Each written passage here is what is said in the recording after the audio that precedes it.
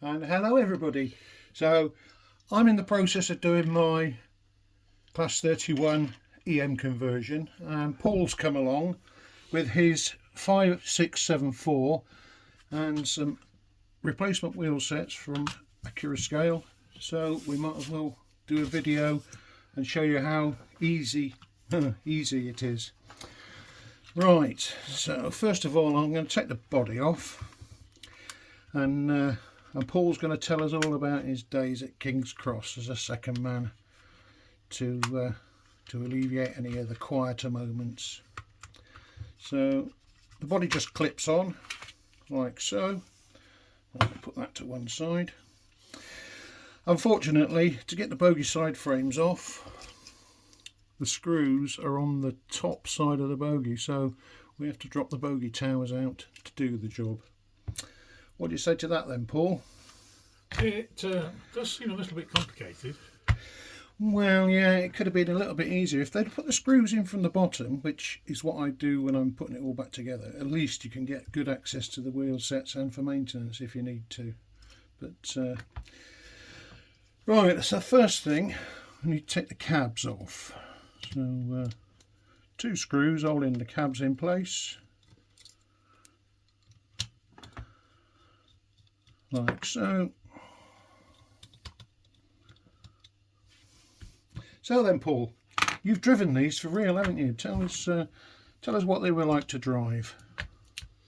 And in the general scheme of things, they did what they were supposed to do, which, in terms of most of the work they did at King's Cross, was the empty stock working,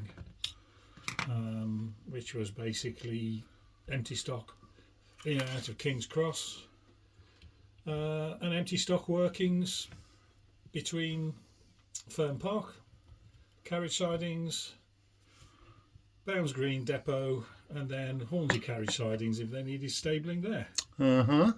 They were used on Cross London freights. During the time I was there, we still had a couple of Cross London freight turns, initially over to Temple Mills, and then there were a couple of workings over to Willesden as well, Willesden Brent. Right. There were also a couple of mainline turns on what were known to us as the Parleys, which is the Peterborough to King's Cross and the King's Cross to Peterborough services, which ran in the mornings and the evenings. Yeah. And of course, these being green locos, in their day, they would have also been used on things like the Cambridge buffets and the inner and outer suburban loco haul trains. Were they fairly reliable? Never really had any issues with them. They were reasonably bomb-proof, to be perfectly honest. Their weakest spot was possibly the boilers, which could be, generally they were reliable, but could be very, very temperamental. Yeah. And did take a bit of setting up sometimes to get them to work properly. But in general, the actual engines themselves, I think in the 5 years I was working on them at King's Cross, I think I only ever had 5 failures with them. Right. And they were generally just basic stuff like running out of water, coolant water. Odd occasional low oil pressure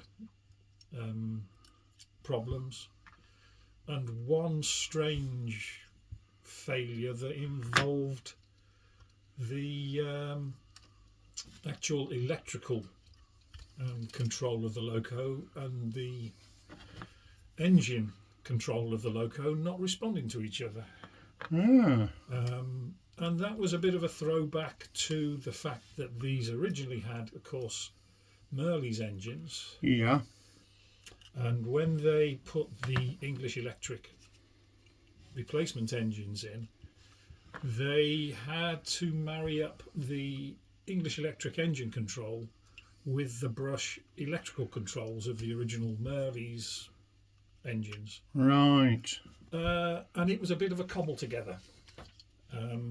and in general it worked basically well, but they could throw you the occasional funny.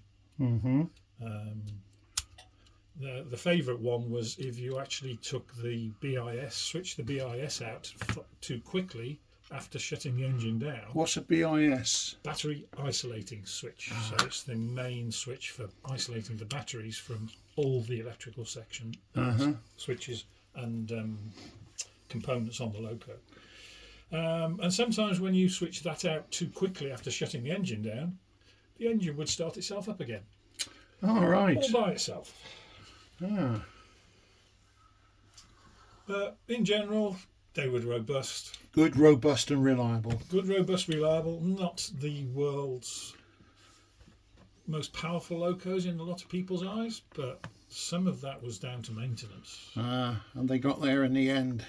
They were pretty reliable in that. Although I've said they worked Peterboroughs, they quite often found themselves substituting for larger locos on things like overnight sleeper trains. Right, right. And I had a few occasions where a single 31 was quite happily plodding along with 13, 14 coach trains made up of sleepers and associated motor rail cars. Excellent. Well, I'm just going to interrupt you there and get back to the model. So, as you can see, we've taken the cabs off, which are both held in with 2 screws and a plug, which I've had to, you probably saw earlier, undo the 3 screws holding the printed circuit board in, so you get enough clearance to undo those plugs. And also, when it comes to reassembly, we need to lift the board up anyway to get the drive shafts back in. So there we go. That's where we're at the moment. We've got the bogies out, and the next job is to split the side frames. Now we can access the 4 screws which is situated on the top of the bogie. So I don't know why they've fastened these on with screws, because on their 37 they just slip on the side frames. So whether they were having problems with the side frames falling off on some locos, I don't know. But not only have we got the 4 screws which can only be accessed from the top, like so, we've also got the cross beams holding the bogie side frames together. So these have got to be broken to be able to separate them. So here we go with undoing the 4 screws.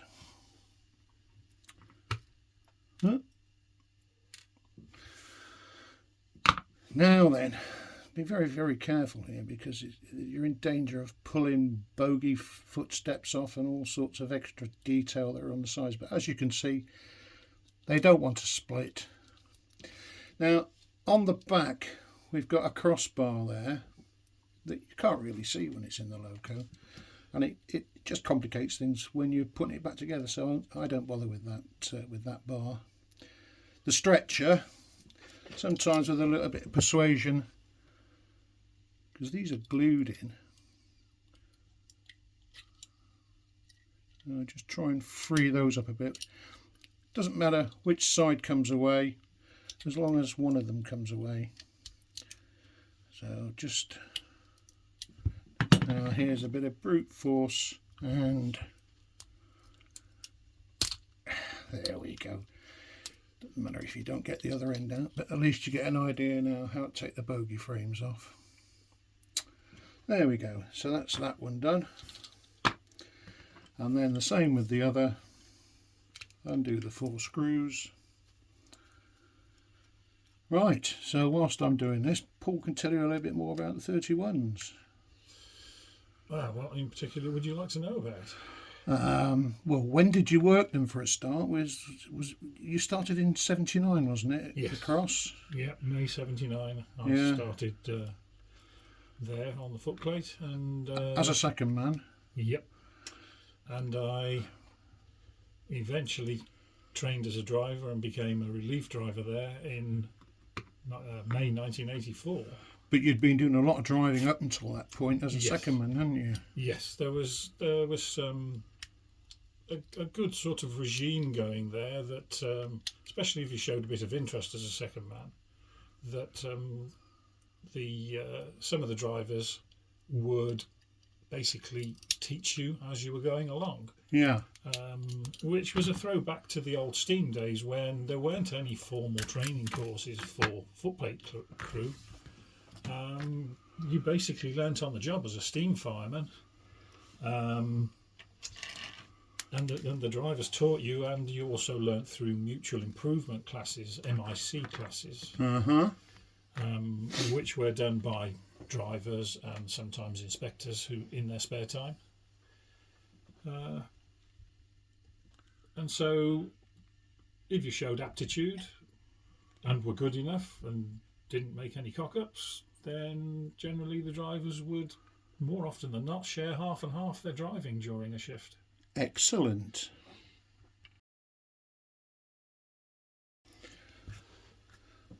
So it can be a little bit tricky getting these broken apart, and in the process, as you probably saw there, one of the brake cylinders flew off, which fits in there like that, but we'll glue that back in when it's all back together.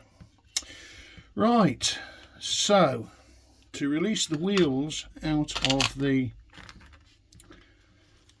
bogey tower, my usual method is to just, let's see if we can see that on camera, get to the one clip at the back there, like so, and then we've got an opening in which we can stick the screwdriver in. And with the screwdriver in there, we can then start to peel away the other clips holding that keep plate on. Oh, so they're side clips, are they? Yeah, there's 8 of them in total, 4 on each side. And don't be frightened if you've managed to break one off or 2 off in the process, because they are quite finicky. But these don't actually hold the wheels in anyway. Everything's covered in bloody oil. I mean, that's a ridiculous amount of lubrication in there. But as you can see, once the keep plate's off, it's more of a dust cover than actually a wheel retainer. Do you want to put the no, because everything's got to be cleaned up before we start to have a bit of a tidy up. So whilst I'm doing the other one, tell me more about the 31s out of King's Cross then, Paul. Well, I actually learnt the 31s once I was a driver, well, a relief driver.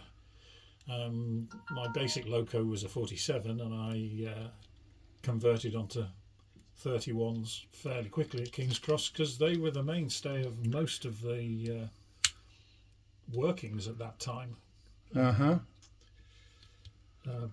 By 84, Finsbury Park had closed, and most of the maintenance was done out at Bounds Green when there was any maintenance done on them. But both Finsbury Park and Stratford had a good reputation for maintenance on their 31s. And they could give a good account of themselves. A couple of times when they were on replacement for 47s and even Deltics, they were quite capable of maintaining decent timings as long as it didn't get stopped or checked anywhere by adverse signals. They were very slow getting up to speed. That was their one big weakness. And they were a bit cumbersome in that respect. But their weight and brake force made it very advantageous for working partially or unfitted freights. Right. But for working empty stock in and out of King's Cross, they had adequate power. The original batch of 31 4s that were converted back in the 70s always seemed a little bit better in performance than the standard ones. They seemed to have a little bit in reserve, whether that was just because they were maintained better by Finsbury Park or whether they were just set up slightly wrong. That's slightly different, sorry. I'm not too sure, but I know they did have a better reputation for reliability and performance. Yeah. There was one modification made to them in about 1981 with 31186 that was given a fan cowl that everybody likes to call them. You don't like to call them fan cowls then? Well, they were technically a fan cowl. They've been called lots of weird and wonderful things. A lot of people think that they were basically the fan turned upside down, which is untrue. They were a proper cowl. 31186 also had extra slats across the cowl. And the intention there was to try and divert the coolant air, the hot coolant air coming out of the top of the fan, Yeah. away from the body side, because the biggest weakness the 31s had, and the one thing they could do, was get very warm and run high water temperature. Mm-hmm. And that was caused by the air coming out of the fan, the hot air coming out of the top of the fan. And then going back down the body side. That's it. It used to get sucked back down and back into the engine compartment. And so that would cause them to overheat, and you had a hell of a game trying to keep them cool if they decided to do that. Yes. But that was about the only weakness they had, really. Right. And most English electric locos, I worked on 37s for many years as well, and they had just a bigger propensity to run hot and give you high water temperature and set the fire alarms off and the fire bells and all sorts of things. But in general, reliability, they were pretty good. So as you can see on the model here, we're fitting Accurascale's replacement EM wheel sets. I'm just double checking that they're the right gauge before I fit them, because as you can see, it's a bit of a faff. I don't want to have to start taking all this apart again, just because we've got a wheel out of gauge or whatever. So once we've got all this cleaned up, refitting it all back together isn't such a bad job. Just be careful that you don't lose these two little springs here for the centre. I shouldn't have touched that, should I? These little springs here could quite easily get lost, so just be careful and make sure they're in place before you put the middle axle back in. And then with our key plate still with its intact 8 tabs, which is a miracle, we can everything's oily and greasy, which does make putting it all back together a bit of a faff.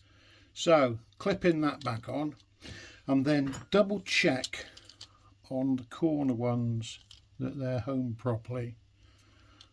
So I've noticed quite a few times, although you've clicked it back on, some of the tabs aren't actually home where they should be. So that's that bogey, and this is the other bogey. Still got our 2 little springs there, and if it isn't obvious, the one without the gear goes in the middle, and it's a smaller diameter wheel as per the prototype. So and what's really nice about this model, especially for EM gauge, is the fact that you haven't got a driven middle axle. They do have a tendency to rock and cause derailment, so that's disadvantage of the fact that they're such a pig to take apart and put together. But once they're running on an EM or P4 layout, see, there's a clip there that hasn't gone home properly.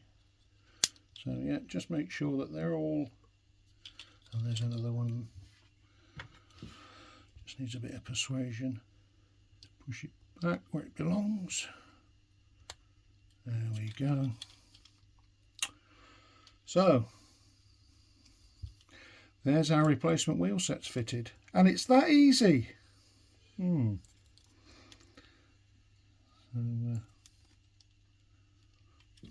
Right. Next job will be fitting the bogey side frames back on and all the bits that have fallen off in the process. Right. And that'll do for now.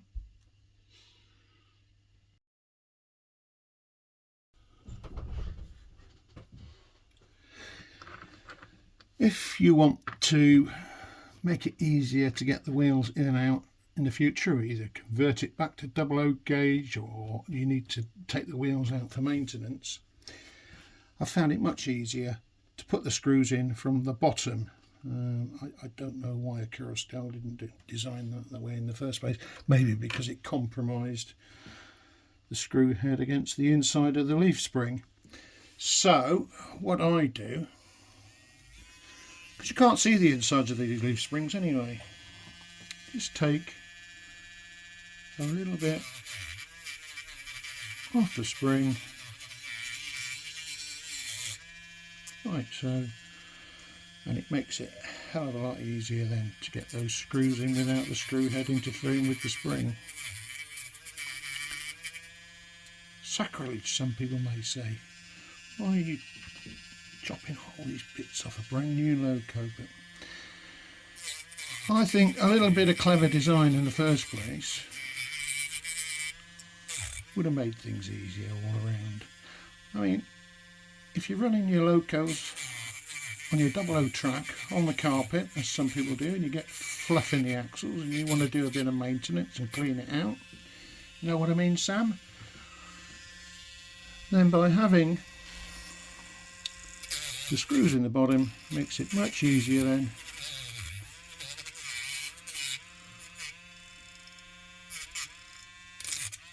whoop, clumsy bugger.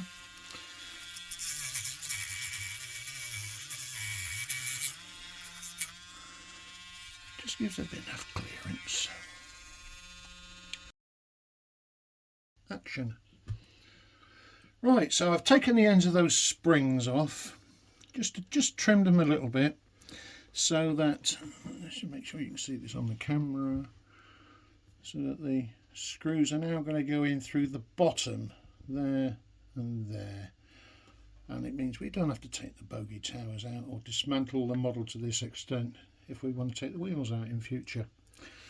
Right, so the big chunky bit at the top there is the front of the bogey, so that's where the steps go, so we know that that goes on that side, and the rest of it's going to be self-explanatory as I put it together, and Paul can tell you a little bit more about the 31s out of King's Cross.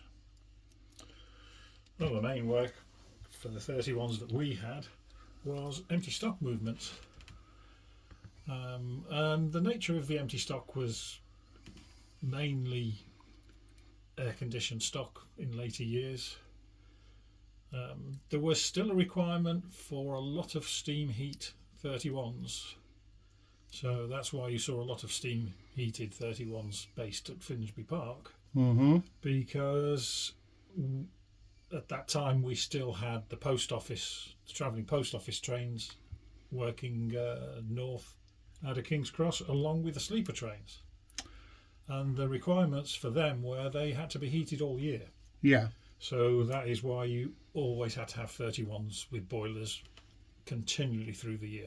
For the Mark 1 sleepers. For the Mark 1 sleepers and the TPOs, because they had to be heated whether they were actually in a train or they were being worked empty stock. Right. So as a second man initially... Oh, something's just happened there. We've lost part of our stretcher trying to put this thing back together.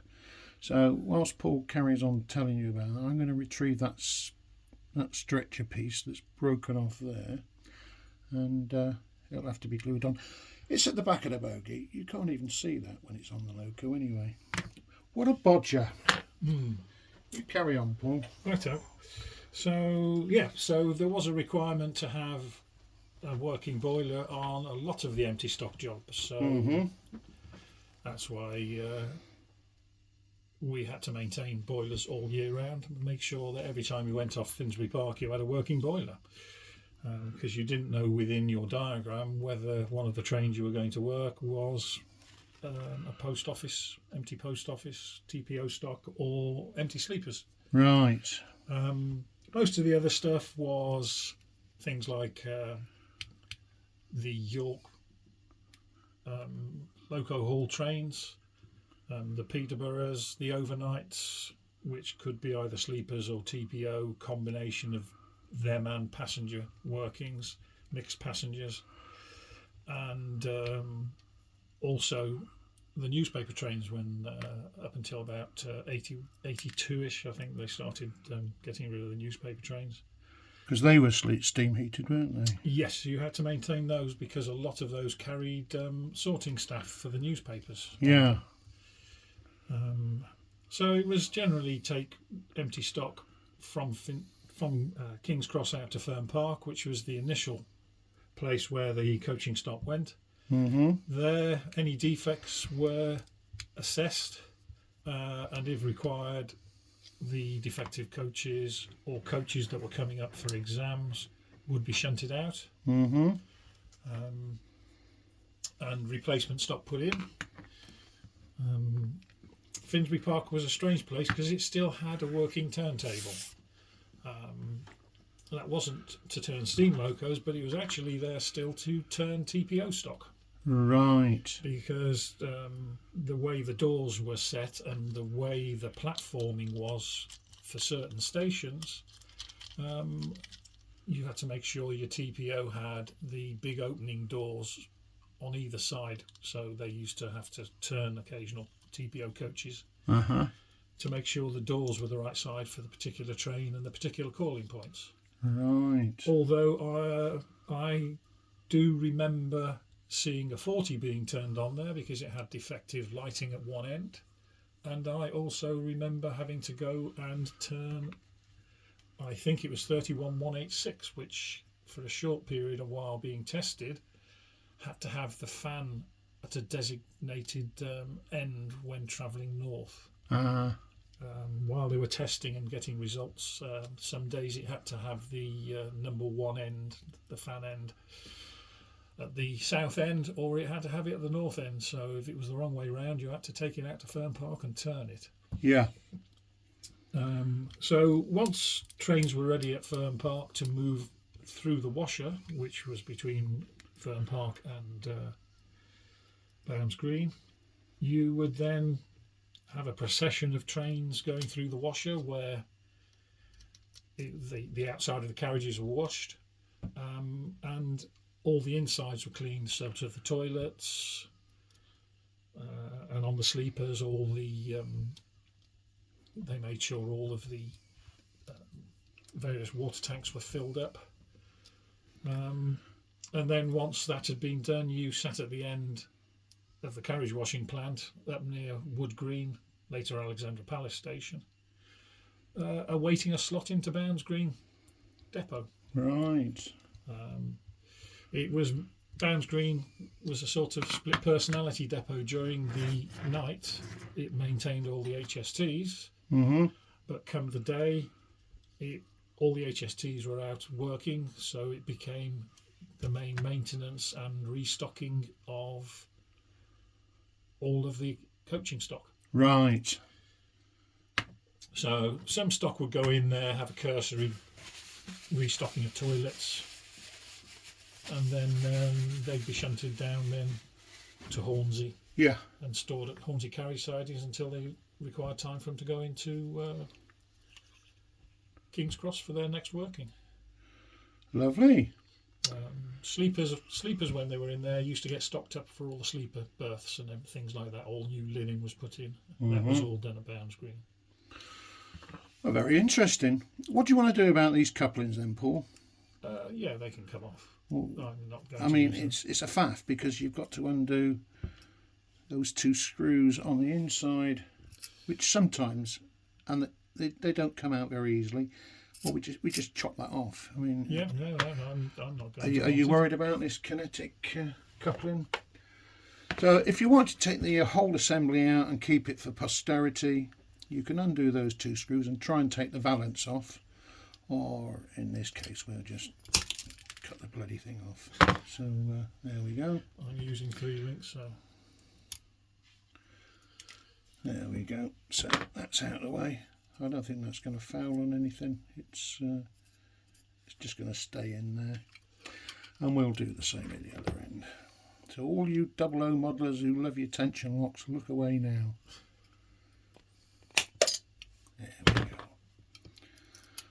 There we are.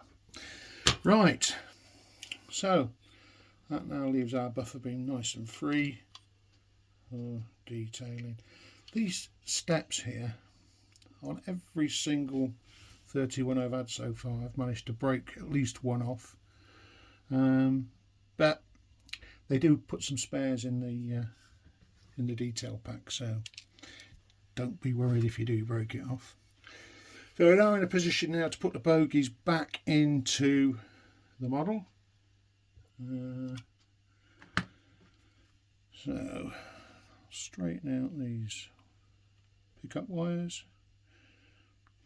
It is possible to do the job with these wires still attached to the printed circuit board, but it's awkward.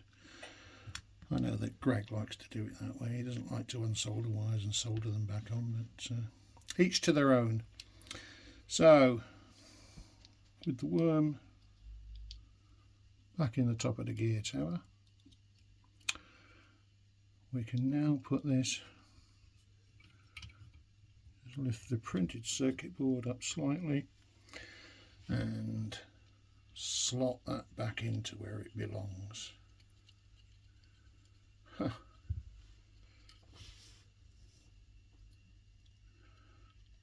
Just trying to get the drive shaft. I can't quite show this on the camera, but what I'm trying to do is just get the drive shaft lined up into the coupling on the motor flywheel. Easier said than done. I wonder if you can see that now.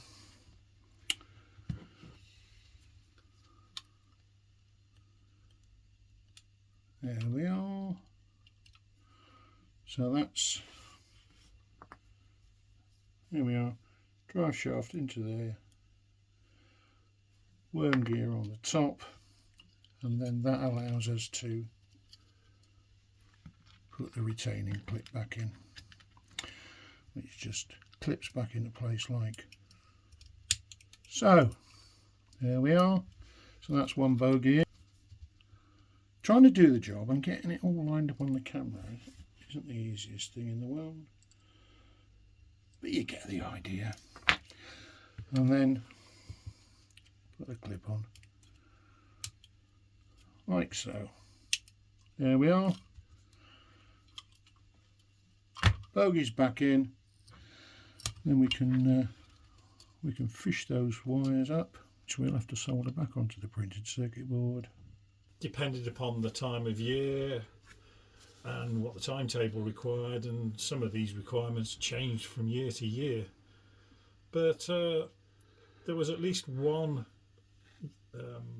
batch of diagrams that came out that required a pair of 31s to work one of the overnight trains from Doncaster down to King's Cross. Well, they used to come from York normally. 31s would normally get changed at York on the southbound trains from up north. Yeah.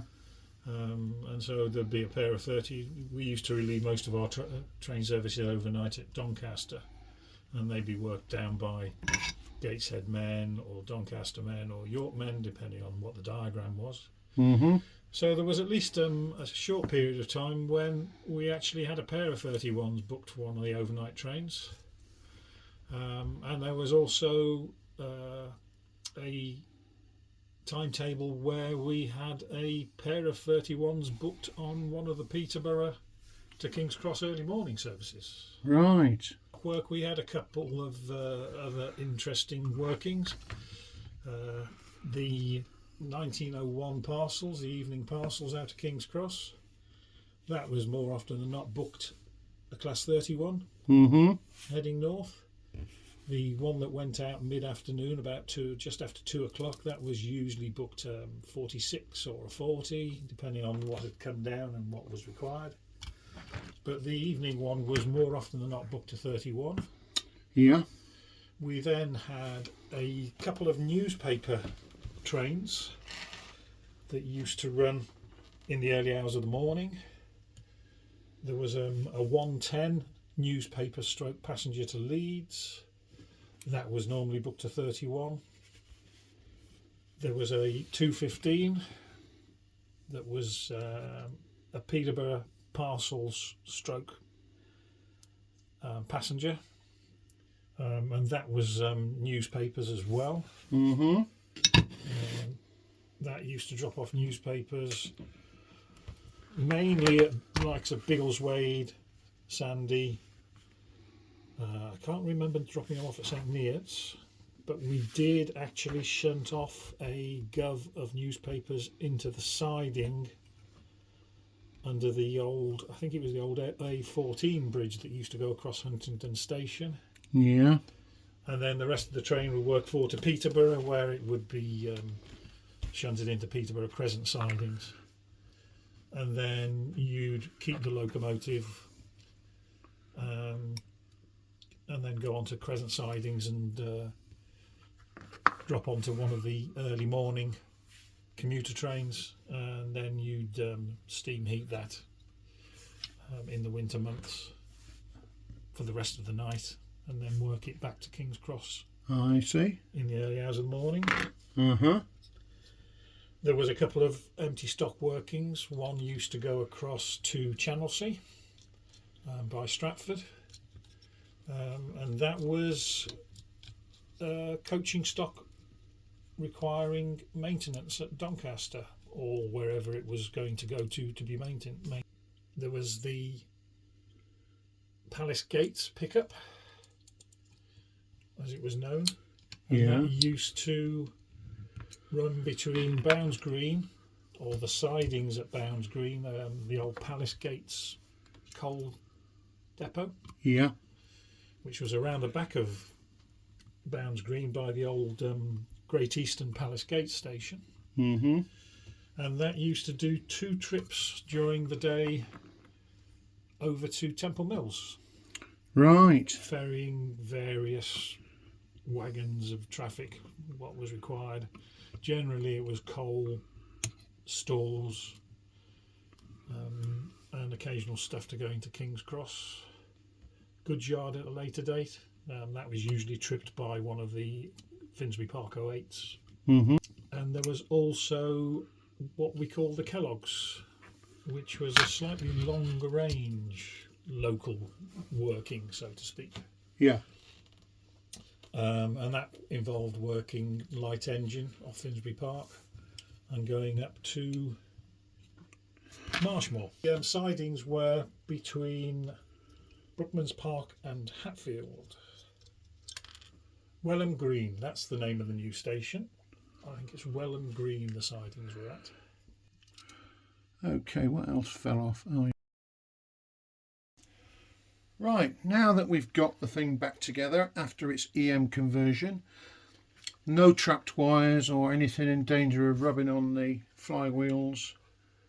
Everything's we're going to fit. I've just fitted the driver and the second man, they've just been glued in, and then we're going to do a sound upgrade. So this is the Accurascale speaker that comes with the kit, so I'll just carry on. The rest of it's self-explanatory, and Paul will continue to tell you about the Kellogg's. Back to the Kellogg's. Yes, so the Kellogg's was a freight working, and quite a long one with regards to freight workings, in terms of local freight workings. So we basically got 31 off Finsbury Park and then went up to the Kellogg's sidings, which are, or were, before they were all taken up, at the site of what is now Welham Green Station. And they could only be accessed in the down direction, i.e. northbound direction. So it was basically light engine to there, pick up the wagons as left by the Kellogg shunter, Yeah. and then you would haul them to Welwyn Garden City. And then using the, well, it depended upon what the signalman did with you, but you would run round the train at Welwyn Garden City, and then depending on where you ran round, you'd either use the flyover put in for the EMUs, or you'd go over to the upside yard using the same flyover and run round in there. And then the train, you would work back to Finsbury Park, and at Finsbury Park you would hang a left and head down to Dalston Junction via Canterbury Junction on the North London line. Ah, right. And it was an unusual move because between Dalston Western Junction and Victoria Park, which was actually the next box along towards Stratford, there was a ground frame at what was the site of Dalston Eastern Junction. Ah. And you'd actually run round the train in the section, technically. So you'd run round the train at Dalston Junction, and then you'd work via Camden Junction and Primrose Hill over to Willesden. Initially, we'd work all the way across and leave the train over by the Freightliner terminal. But in later years, we used to work it into Brent or Stonebridge Park, the yard, northernmost yard, and leave it up there near Stonebridge Park depot. Yeah. And then we'd wait for what we called the Freightliner, which was bricks. Pass us those yellow cards to tell us which way to switch these dip switches. There you go. So you'd sit in Brent sidings, waiting for the Freightliner, which was basically bricks loaded on Freightliner flats. Right. And that was a set of 10 would be worked down from the Bedford Bletchley line. Yeah. By a pair of 25s. And so they'd come off at Brent, and you'd back on with your single 31 and head off down again via Primrose Hill and Camden Road Junction. Yeah. And then when you get to Camden Road Junction, you used to take what was a little used line that used to lead down and alongside where Top Shed used to be, and join down on the East Coast Main Line right by the entrance to King's Cross Goods Depot. Right. And then you'd run the train into the slow line tunnels, Copenhagen, and you'd run on to the signalled working was to actually go across onto the up line and reverse from the up line into King's Cross Freightliner terminal underneath the Freightliner cranes they had there, so that these bricks could be unloaded. Yeah. Oh, yeah. So I think we've covered everything else. We found a bit of broken stretcher. Not that you can see it at the back of the bogey there, but anyway, it's all back in. We've put the brake cylinder back in where it fell out. And as far as I know, there's no other bits have fallen off. And this is the first one that I've done where we haven't lost those footsteps on the buffer beam cowling. Hooray! So that's only taken us a couple of hours. Job done. So here it is on the track, and for the very first time we'll see if it works. I'll press 1. Oh, that's a good sign. At least it hasn't got flat batteries.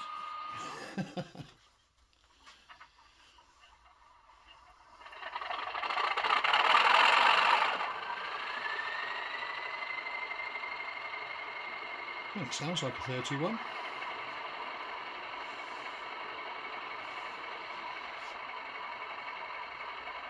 We obviously can't check the head code lights. We can check the tail lights. Yeah, we've got one red light on this end, and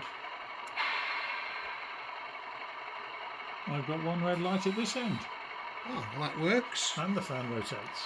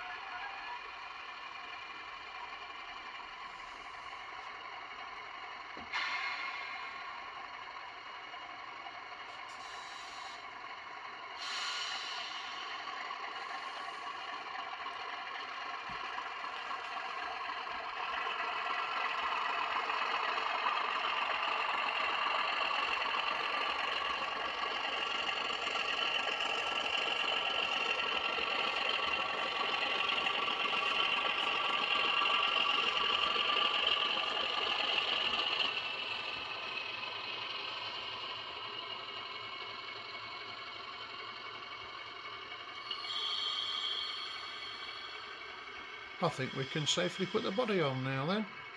All right. Spad. Yeah.